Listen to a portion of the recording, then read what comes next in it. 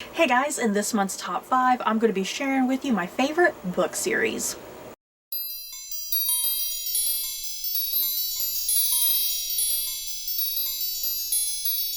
So in the past, in my top 5 series, I have already done like my top 5 favorite trilogies, I've done my top 5 favorite duologies, but yet what I haven't done is like a series, something that's more than 3 books, something is a little bit more lengthier than that. So yeah, that's what this top 5 is going to be specifically. Books that are more than 3 books, if you will. So yeah, if you want to see my favorite trilogies, if you want to see my favorite duologies, I do have those videos if you want to go check them out. And I have read a lot of pretty lengthy book series, so I was kind of just going through the list of all of my different series, and I think I had a good dozen book series that I would consider like my favorites. So I was like, ooh, I need to narrow this down. I was like, I need to narrow this down. How do I narrow it down exactly? So yeah, something I did, I omitted series that I'm not finished with right now. So yeah, this list is not going to include something like Outlander, even though I've read quite a number of Outlander so far. Outlander is still not yet complete, Same with A Song of Ice and Fire by George R. R. Martin. I've only read what's available, and there's still a couple more books to come. So yeah, like those 2 books series specifically are not in this list because they are not completed yet.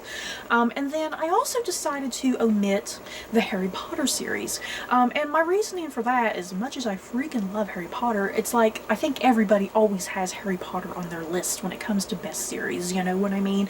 So I was like, I'm going to take that out of the equation and really focus on some other series, that don't get a lot of love or attention, because Harry Potter always gets the love and attention. So yeah, with all of that out of the way, let's get going. So at number 5, I have the Pink Carnation series by Lauren Willig, consisting of 12 books. So, if you don't know what the Pink Carnation series is about, the books, all of them, they take place during the Napoleonic Wars, which were going on between, England and France at the time. And what's going on in this whole series, since it does take place during the Napoleonic Wars, there's a lot of espionage going on. Every book has something to do with spies and espionage, and they are considered like a romance series. It is considered like a romance series. So there is like a lot of romance and sexual tension going on between whoever the male lead is and the female lead. And I think it's definitely very, very comparable to something like Bridgerton, if I had to compare it to something, because Bridgerton is very, very popular at the moment. The Pink Carnation series is very, very similar because each book focuses on a different romantic couple. Now there is some carryover and crossover that characters will kind of interweave in various different books and whatnot. But yeah, there is a new romance, a new story in every single book. And yeah, that relationship has its beginning, middle, and end essentially in every book. And then the next book moves on, if that makes sense. So yeah, it's very similar to my understanding of Bridgerton. I've not read Bridgerton yet, but that's my understanding that Bridgerton is the same way. But yeah, I freaking love the Pink Carnation series. All 12 books. Yes, there's some highs and lows in there, because I think my favorite books are definitely like the first half of the entire series. And I do kind of start to get a tad bit bored as it kind of progresses down. But still, it's like I love the world that Lauren Willig has created. All of the romances. It's like she manages to make all of them very unique, She manages to make all of them very, very unique and kind of different in their own way. And it is. The whole series is just really fun, and just whimsical in its own way. And there is a modern point of view in there, because there's because the books are largely historical fiction, but there is like a character in a modern day setting, what she's kind of going through, because she's doing like a dissertation paper on the Napoleonic era and spies during this time period. So she's kind of like this this framework outside of what's going on in the novels, as she's writing her dissertation and doing like research on these spies and whatnot. But yeah, I love this whole series, and Lauren Willig, she's often been asked, hey, are you going to do any more for this series? And I think she's kind of a little wearisome and tired of it at the moment. But yeah, she said, hey, never say never, you know, she might go to it at some point. But yeah, for right now, the whole series is complete, unless Lauren Willig sometime in the future is like, hey, I have another couple stories to tell. At number 4, a series of unfortunate events by Lemony Snicket consisting of 13 books. This is a, I guess, middle grade children's series. Was recently adapted into a 3-season television series on Netflix, which I highly recommend. But yeah, if you don't know anything about a series of unfortunate events by Lemony Snicket, the whole series follows 3 children, the Baudelaires. Their parents have recently died in a mysterious fire, and each book finds them going from new guardian to new guardian, pretty much. But the one constant evil that is in their life is Count Olaf. Count Olaf, he's out for the Baudelaire fortune, the Baudelaire money, because they are actually fairly rich. And yeah, Count Olaf, he's out for this money. He has his own kind of personal relationship with the Baudelaires, with their family and whatnot, which you kind of learn throughout all 13 books. But yeah, this is just such a great, remarkable middle grade children's series, you guys. I feel like it never talks down to its audience, you know? It never talks down to its audience. It never treats them like they're idiots. And I mean, that's how the characters in the book series are as well. The Baudelaires are very intelligent and quick-minded and quick-witted. They can really handle and take care of themselves, you know? And yeah, they just have to face obstacle after obstacle, you know, new guardian after new guardian, and plus Count Olaf just constantly being on their trail and whatnot. It's a beautiful series. It can be really whimsical and absurd and just all sorts of crazy and bizarre. Just some of the things that these kids get in, the situations they get put in, it's insane, but it's such a lovable series, and there's something very emotional about it. As you progress through the series, something just really kind of tugs at you as you kind of start getting to those concluding books. But yeah, if you have a little one in your life, I definitely recommend this as maybe some sort of beginning series, because it's really great. I love it. Even as an adult, it really just got to me and I loved it.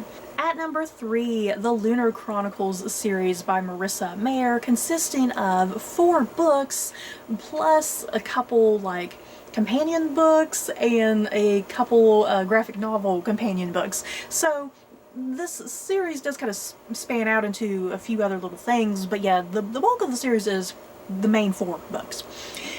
The Lunar Chronicles. You guys, let me tell you, if you love something like the TV series Once Upon a Time, the Lunar Chronicles is definitely going to be your cup of tea, let me tell you.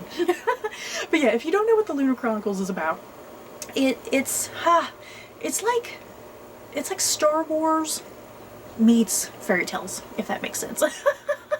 It's science fiction and fantasy kind of blended together, and just such a really brilliant, unique concept. And it's like Marissa Mayer, just all the applause for you that you were able to kind of just wrap all this together. It takes place in the future. There's been some sort of like disease, a plague of some sort that's kind of affected the world. And yeah, there's a lost princess that everyone thinks is dead. People can live on the moon. There's an evil queen running around, trying to take the throne from this one prince and whatnot. There's a lot going on in this series, you guys, and it's a fairy tale retelling of sorts, but like I said, kind of this nice mashup of like science fiction. And the first book is called Cinder. And if you can't tell from that title, it's a retelling of Cinderella. And Cinderella is a cyborg. And yeah, she's kind of your lead that you're experiencing the story through, and her trying to essentially save the world, you know, in her own way, because it is a young adult series, and of course the female lead, you know, she feels it, she feels obligated to save the world all by her lonesome, you know, but yeah, she gathers a crew with her. And so yeah, you have Cinder, which is Cinderella. You have Scarlet, which is the second book in the series, which is Red Riding Hood. You have the third book, which is called Cress, and that's Rapunzel. And then the fourth book is Winter, which is Snow White. And so yeah, all these characters eventually do, as you read each book, they all eventually do wind up together and their stories end up interacting and whatnot. But yeah, I adore the Lunar Chronicles. It is just so fascinating and so well done. You just, the concept and premise of it is uniquely drawn out and just perfect, because I think this series could have easily fell apart, but I don't think it ever did. I think Marissa Mayer just, to me, seemed to know what she was doing with this story, with these characters, and what she was trying to accomplish with it. And I just love that mashup of fairy tales with science fiction, essentially, because it just totally works. And I would have never thought to be like, hey, let's make Cinderella a cyborg. You know, I would have never thought to do something like that. So yeah, if you love young adult fiction, fairy tales, a little bit of science fiction, yeah, Lunar Chronicles is definitely for you, because it is a wild, amazing time. Just super fun. At number 2, the Poldark series by Winston Graham, consisting of 12 books. I recently finally got around to the Poldark series back in kind of late 2020.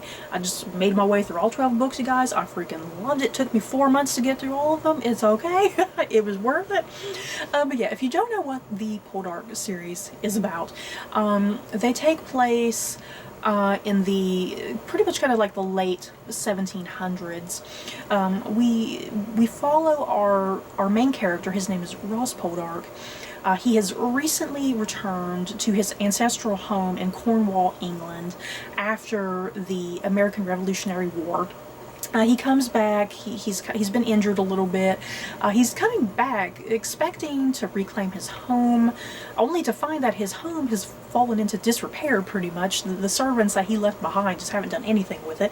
And then he also comes back to realize the love of his life, Elizabeth, she is now engaged to his cousin Francis. Oh no, because they all thought he was dead. So it turns into a bit of a soap opera, let me tell you. So yeah, Ross Poldark, just his home is in disrepair. He's lost the love of his life. What the hell is he supposed to do? But he does eventually, in the very first book, he does meet a young woman named Demelza, who he eventually falls in love with and marries, which I don't think would be a spoiler. I mean, it's 12 books. They get married in that first book, and it just continues through all 12 books.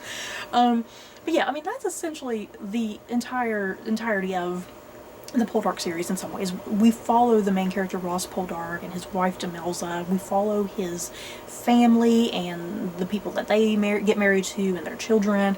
Yeah, the inhabitants of Cornwall, England and whatnot. Yeah, and Ross, his big thing, he's a miner. That's his profession. He's a miner pretty much, and so he runs like a mine and he hires, you know, people to be in the mines. So, you know, you have that group of people. It's British literature at its best, at its greatest. It's great. I definitely recommend it if you love British literature. Let me put it that way. If you love British literature, this is definitely going to be right up your alley. It has a great romance, has great characters, has great story. Yeah, there's a fantastic, excellent adaptation of Poldark that was done a couple years ago that ran for, what, 5 seasons, something like that. I loved that TV series. That's how I got acquainted with the books, because I didn't even know the books were a thing until I watched that show. So I'm glad the show came about, introduced me to these books, because as you can see, Poldark is at number 2 here on my list. I freaking love the Poldark series. It's just that good. And they don't read boring either. To me, they don't read boring. There's a lot of great tension in the books and action and whatnot. And yeah, Ross is always having to play the hero. You know, he has to go bust people out of prison or something on occasion, which are just some of the most thrilling chapters in some of these books when he has to go bust somebody out of prison. It's great. He's a crazy man. He's a wild man. But yeah, I love the Poldark series.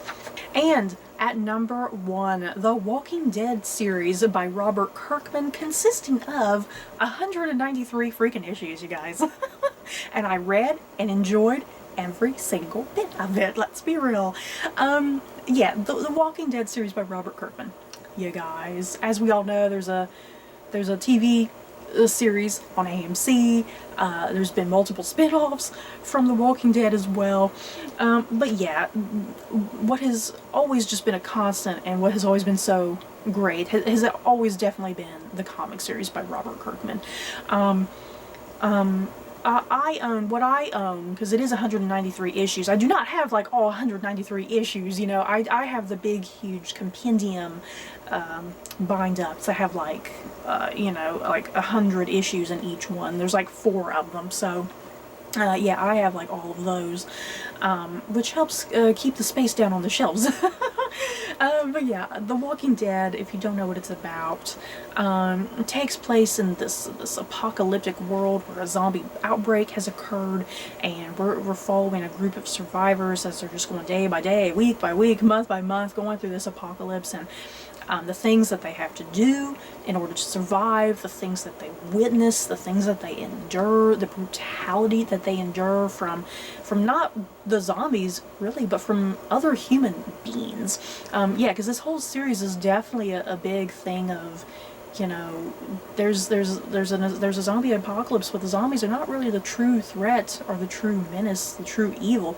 Sometimes it's humanity. Humanity can be your own worst enemy and whatnot.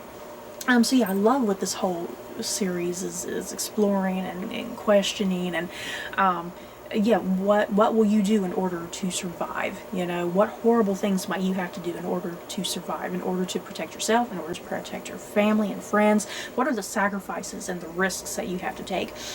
So I do. I love this whole thing. Like I said, it's 193 issues of insanity. It's great. I love it. Gory, bloody, got just limbs everywhere, eyeballs being poked out, guts being pulled out. Oh, it's a great time. Not great to look at because it's a comic book series, but oh boy, it's just such a gripping, fascinating story, you guys. So yeah, Walking Dead. Need I say more? It's great. You guys, I love every issue. And considering how many issues it is, you would think there would be like a lull somewhere in there, that at some point it'd be a little slow and a little boring. But no, for me personally, I never felt that way. My entire experience reading all 193 issues, I just never felt that way. To me, there always seemed to be something fresh going on, something exciting. There was always a plethora of new characters being introduced, characters that you love being killed off, dying, and whatnot. So for me, I never found anything to ever truly get boring or slow. There's always something Robert Kirkman was able to do to make it unique and fascinating, and to really advance the plot forward, to advance the characters and whatnot. So you guys, that is it for my top 5 favorite book series. In the comments below, what are some of your favorite book series? Especially ones that are completed right now. You know, if you need a way to make it a little easier on yourself, series that are fully complete right now, that you've read every single book for.